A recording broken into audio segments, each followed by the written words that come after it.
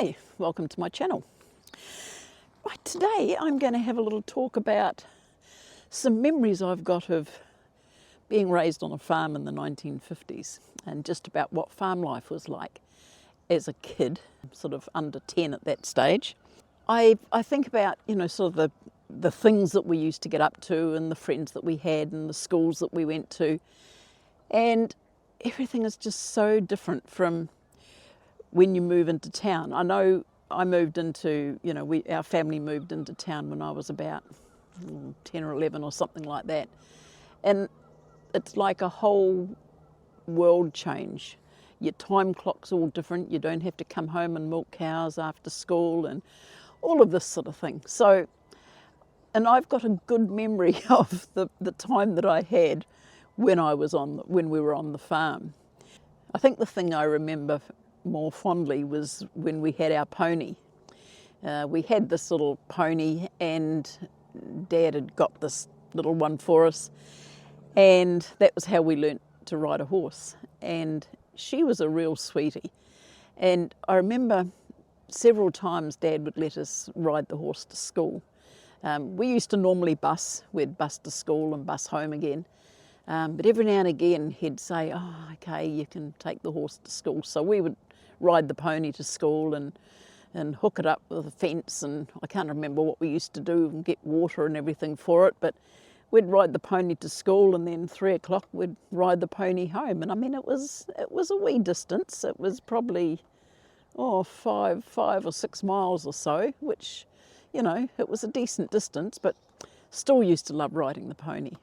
And the interesting thing was that we had, on the part of the farm that we had, because Dad was, I don't know if it was a share milker or a farm manager or what he used to do, but we had the cows. We used to milk the cows. And originally you'd have the cream truck would come around and collect the cans of cream, and all the skim milk would go out to the pigs. And that was like that for ages. I used to hate having to come home from school and go down to the gate and bring the cream cans back up again. It was a pain, because Dad sort of never had a trailer or anything like that to go and get it and take them back. I can't remember how he used to take them down. He probably did something in the morning to hook something on the back of the car and took them down. But after school, that was our job to bring the cream cans back up. So you'd be rolling them along on the ground, 2 at a time, one and then another one in front of it, and you'd roll them and they'd go off in all directions, and it was an absolute pain.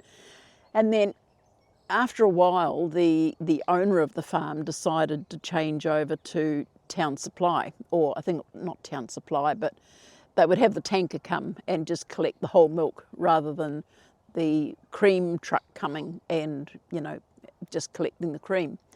So that was a big change for us, to see the tanker start coming up the driveway and emptying the tank and, with all the milk out of it, and away it would go again. And that was certainly a relief, not having to go and get those damn cream cans from down by the gate. And there was the days too, I mean, when the cows were calving, there would be, all the Bobby Calves would go on the Bobby Calf truck. And I know, when I look back now, I think it was sort of quite horrific, but it was just what was done. The calves, when the Bobby Calves, when they were, that's the male calves, when they were born, they were taken off the mum and put into a pen out by the gate, and the truck would come along and get all the Bobby Calves, because they weren't any good to the milk, to the farm. You couldn't, milk them or anything like that. They weren't raised as being future milking cows or anything like that. They were just boy calves, and so they'd go off to the works. And of course we had the cow side of the farm. Now it was quite a big farm, and on the other half of the farm, sort of round the corner and up the road a bit, there was a sheep farm that was owned by the same guy. Now there was a Maori farm, a mum and dad, and I think they had about 3 kids, 2 boys and a girl. They used to run the sheep farm, but they used to have all their cousins coming and staying, and they were our best mates. They were just our best friends. And we used to have so much fun with them. And they had a horse, or they had several horses actually, but they would come down to our place and we would race them on the horses. And we'd have our pony and they'd have their horses. And I remember we'd leave the fence by our gate and we'd run right down the end of the paddock, round the power pole that was in the middle of the paddock, and come back again. And I remember I used to just let my horse go and she'd come to a stop right at the fence, and Dad used to say to me, for God's sake, pull the reins on that horse to stop it. One of these days it's going to just jump over the fence. But it never did. But I just didn't like being beaten, and I used to love riding the horse. But yeah, we used to have a lot of fun with these kids that used to come down. And of course they had a pretty good tractor on their farm, and we had a ratty old thing. But to start with, we never even had a tractor. We had a, what was that? We had a big horse, it's going to come to me. One of those, a big draft horse. It had a big draft horse. And it used to, when Mum and Dad used to have to feed out the hay, they'd put the sled thing on behind the horse, and the horse would go around the paddock and Dad would be throwing hay off the sled.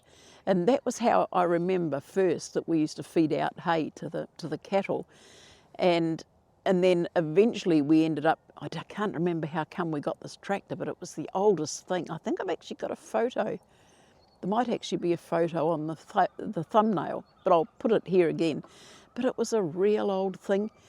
And we used to, the neighbours would come up, and when it was time to make hay, they'd come up and help making the hay. And then when it was shearing time, Mum and Dad would go down to their part of the farm and help in the sheep shed or in the wool shed, helping with the shearing. They never sheared. They were usually the rousies, picking up all the fleeces and chucking them in the big bags.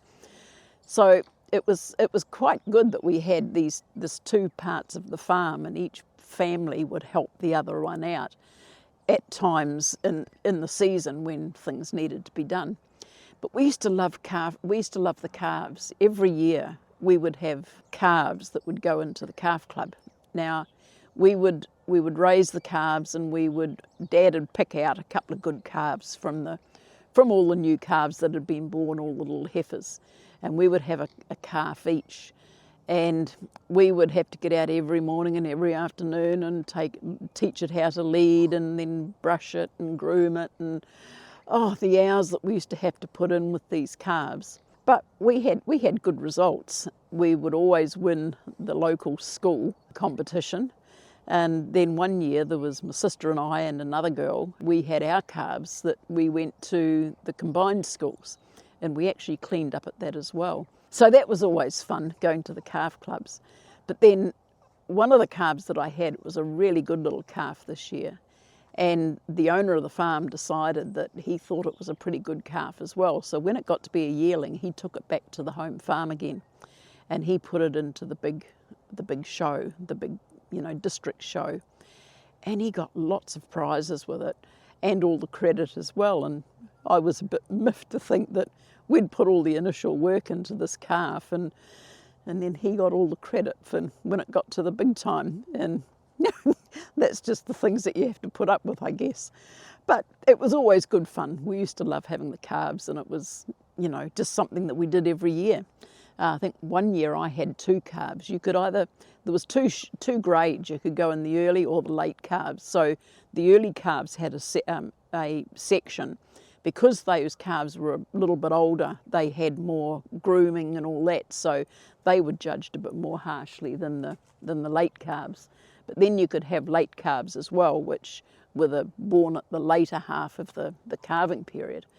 And you would have one of those calves, and you'd still put all the work into it, but often you didn't get quite the same quality of grooming and training because the calf was a wee bit older, a wee bit younger.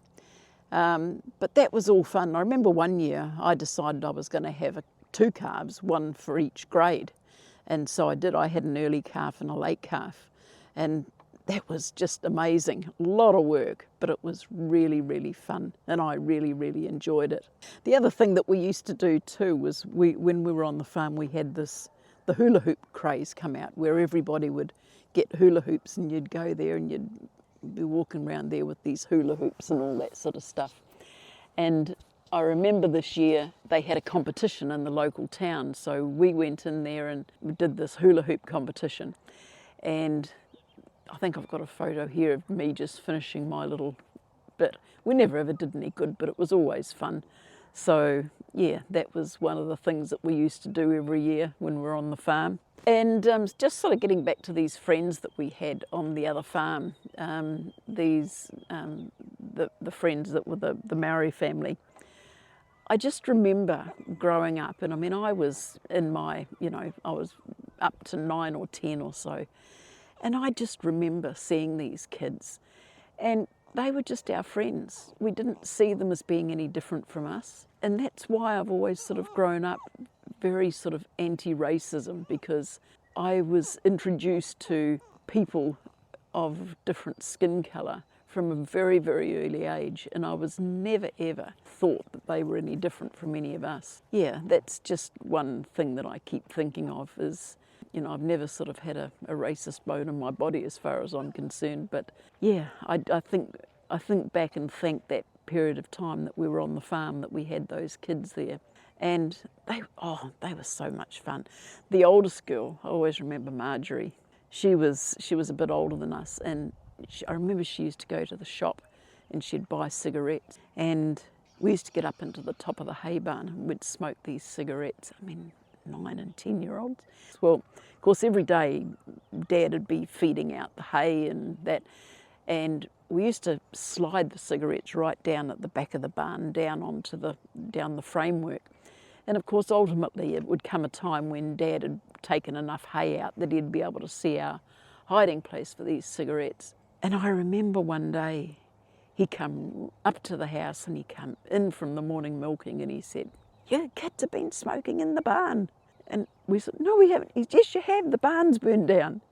Well, I tell you, we were out of bed and looked out that window and he said, "Caught you. I knew you'd been doing it." The barn hadn't burned down, but that was our little way of having a lesson to know that, yeah, do these things, you'll get caught. So anyway, these are just some of the experiences that I remember when we were on the farm. It was good times. It was fun. We used to spend all day out on the farm. We would walk around. We had a great big row of trees that we'd go and climb up the top and go bird nesting. And then there was a creek down one side of the farm. There was this little creek thing there. And we used to go down there and wander along the bank of the creek, and no one ever worried about us. I think we just knew you just don't jump in a creek if you can't swim or whatever.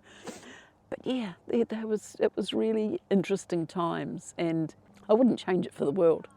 I guess I'm probably thankful that I had that experience of growing up with animals, farm life, rural life, and I think it certainly has given me appreciation of animals, because love dogs, love cats, love all animals, love horses, and I've always been the same. So I guess I can sort of thank Mum and Dad for that, giving us that experience of being brought up on a farm. So anyway, that's my little bit of a memory, and I've got a little fantail flying around here. He's such a little sweetie. His little tail's flicking away there. I could try and turn this round. I don't know if I can. No. Anyway, so that's me for the day. Thank you for visiting my channel. Hope you've enjoyed this, me reminiscing. And I'm pretty sure I'll be back again tomorrow. Think I might have an idea of what I'm going to talk about tomorrow. Depends on how much research I can do. But in the meantime, I hope you've enjoyed this. Thank you for being here. My name is June, and in the meantime, please look after yourselves, stay safe, take care, and I'll see you again tomorrow.